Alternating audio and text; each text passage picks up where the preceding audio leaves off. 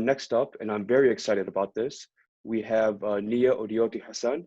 I call her Auntie Nia here to talk about some halal legislation. Auntie Nia is a retired senior policy and budget staffer for the Office of Illinois State Senate President.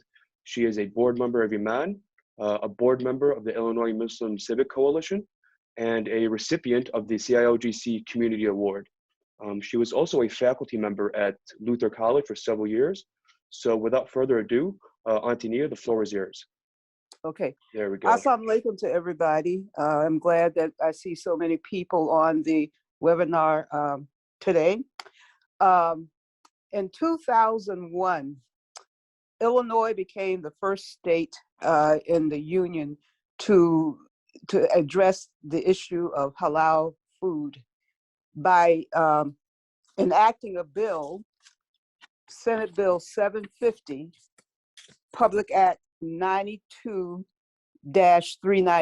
So if you wanted to look that up, that's what you would do. You would go to the Illinois General Assembly and you would go to 2001 and you would put in the bill, Senate Bill 750, and it would give you all the information that you needed to know. But basically it creates the Halal Food Act. And let me tell you how this got started. The Illinois Senate at that time was controlled by the Republicans, and a moderate Republican, nothing like what we see today, represented the area where there was mostly Muslims. That kind of changed after we did redistricting in 2010.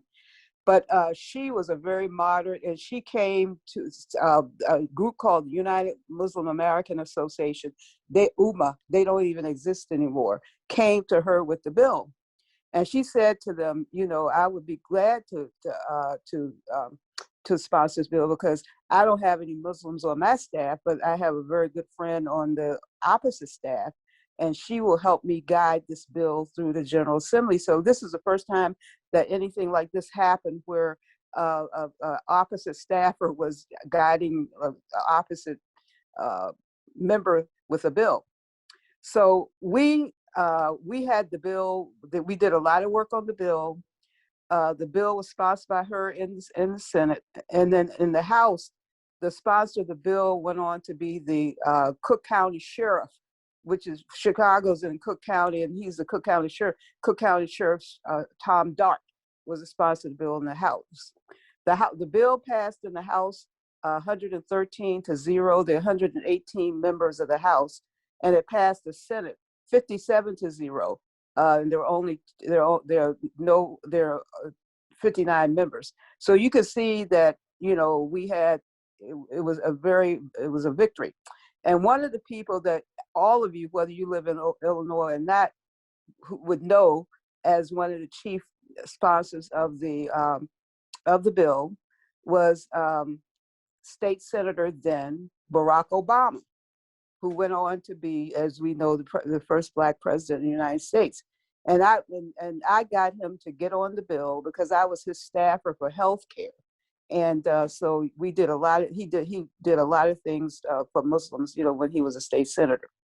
At any rate, the bill needs amending. And I've told the Muslim community that, you know, it needs to be amended because it needs to be tougher penalties in there, and there needs to be some update of the language. So I'll be working with the Council of Islamic Organizations of Greater Chicago and the Illinois Muslim Civic Coalition in updating that bill.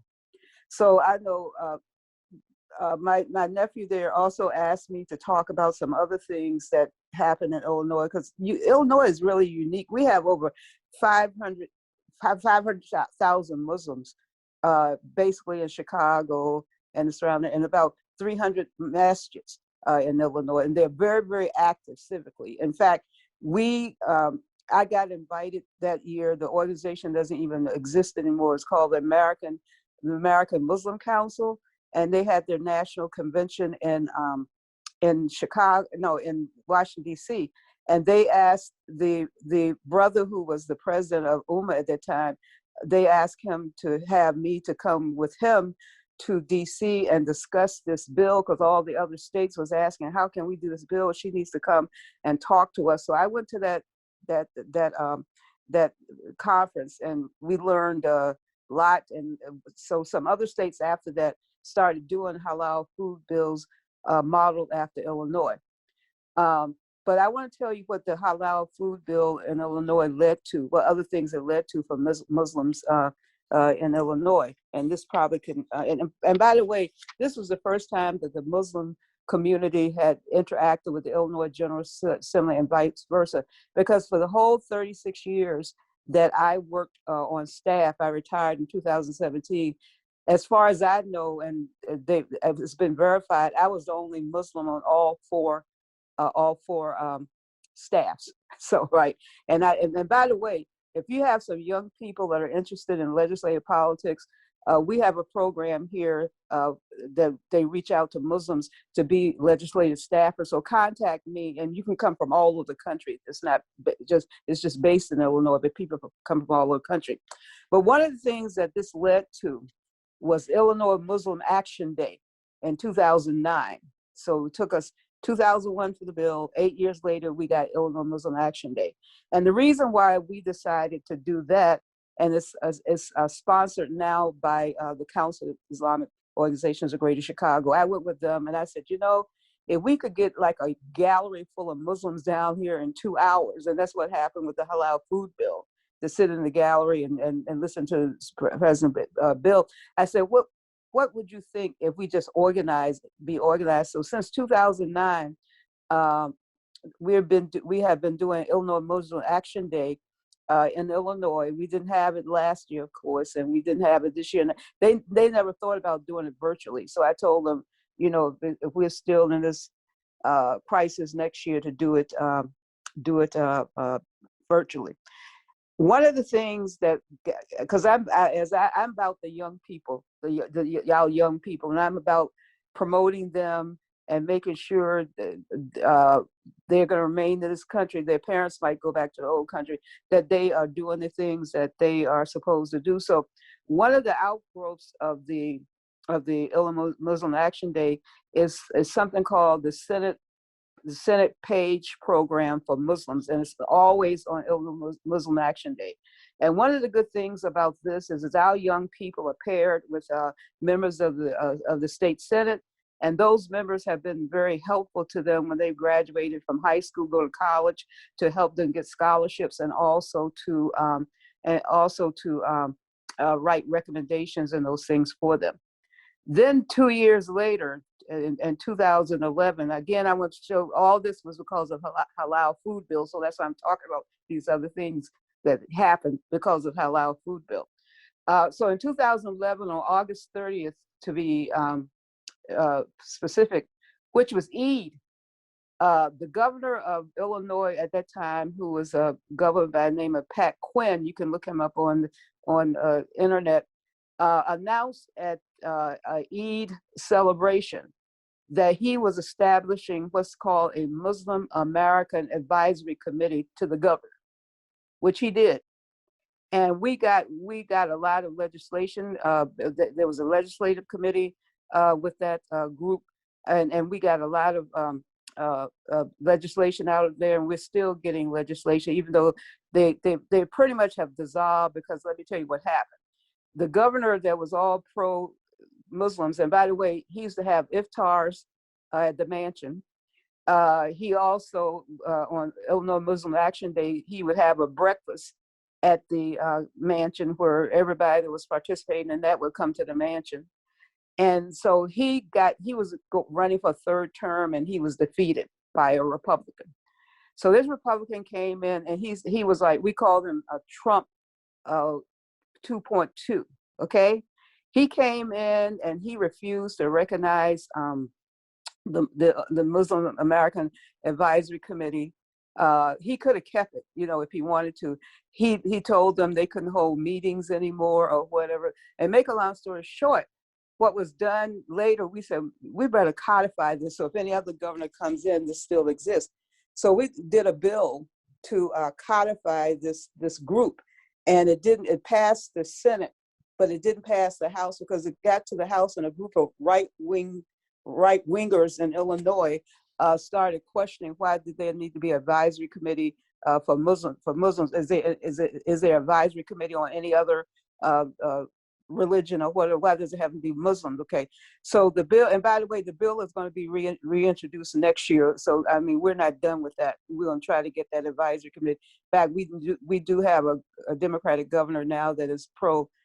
Jewish, by the way, who's pro-Muslim, the pro-Muslim community, and has Muslims working for him.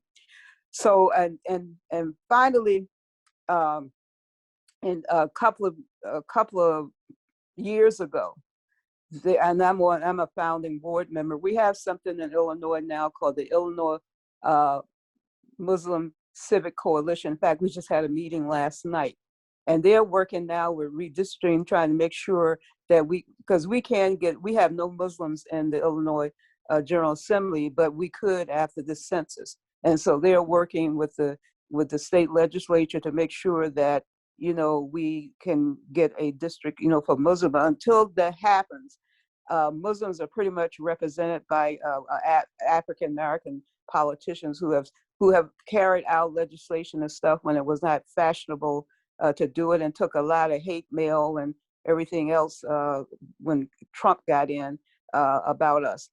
So I'm not going to tie up everything. That's all I want to say now. And if anybody has any, I'll stick around, of course. And anybody has any questions afterwards, I'll be glad to answer them. Thank you. Thank you very much for that, Auntie Nia. But before you go, one question came up, and I think it's a good point that I think you might be able to address right now, if that's okay. By the way, I'll be staying. Perfect. That's great to Yes. hear. Thank you very much for that. She had somewhere to run, but she changed up her schedule for us to make sure she was here. So a big thank you to Auntie Nia for us. But the question was, can similar codification, can it not take place on the federal level, or is the state level really the only answer? Yeah, I think it would only happen on state level. Yeah. Okay. Yeah. Okay. In fact, one of the things that we did is that we used the Halal food bill as a teaching tool for the state to learn about Muslims. And my nephew, you saw the video that the General Assembly did honoring me when I retired. And one of the things the member said is that she taught us Islam. We didn't know anything about Islam until she came on staff, and now we are very supportive of the Muslim community. So no, the federal level will not work with anything like this. It's got to be done by the states. Okay. And there's another one. How do we go about the? I'm just because you're right here with us. I just want people to while they have it fresh on their minds. But people are saying there's essentially no enforcement of the Halal bill. What kind of efforts can we make to ensure that the bill is actually being followed and it's in accordance with everything that it's intended to be used for? You're right. You're right about that, and that's why I said it hasn't been updated, since 2001. And I keep telling people that the stakeholders or whatever, because we had to there was some enforcement in it, but not as much. And I want to tell my brothers and sisters that one of the real reasons that we had to do a halal food bill in Illinois is because we have a lot of corner stores, as we call them, in communities here, and they sell food that they tell us is halal, especially meat, right next to pork, because they're in a community where there's some Muslims but not enough Muslims. And so I know Iman, Inner City Muslim Action Network, which I've been on their board for 15 years, we tell them we have what's called a corner store program, and we tell them, that we get calls asking us, why are you all selling pork? And we know that Muslims don't eat pork, because in the African American community where most of these stores are listed, even some of the Christians don't eat pork. So we've had to answer that to them, and as many of because this came back up again. You didn't hear it, but I got to hear it out here. Is that the store that George Floyd was in was a Muslim-run store that that was doing pork. I know some pork and was doing pork there and everything. And the community in Minneapolis asked Brother Rami to come over and talk to them about that, and he did. So I think we'll see some changes in the Muslim community in Minneapolis. But no, we got to enforce it, And like I said, the problem in Illinois, it was Muslims who were causing the problems. Exactly. Well, thank you very much, Antonia. Your wealth of information it's invaluable for us, and your history and experience working in the Illinois State Senate. Your impact is still being felt today. I just walked into how I came across the Halal Act. The first time I interacted with it or became aware of it was, I walked into an Arabic restaurant and I noticed the act displayed upon their window. I was like, oh, what's this? Did some research into it and found out the Halal Act was actually passed in 2001. I wasn't even aware about that. So thank you very much, Antonia.